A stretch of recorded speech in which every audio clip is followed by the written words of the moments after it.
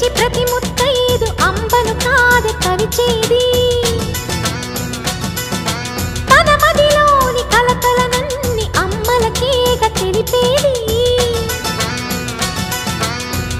నెలతలే లేకుంటే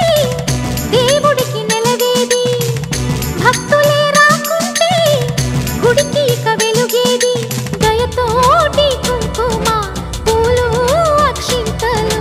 మనమంతా ఇవ్వాలి తన తాళి నిలపాలి తాళి కాచి ముత్తైదా ఎల్లమ్మ ఎల్లమ్మ పోదామా ఎల్లమ్మ ఉసురు కాచి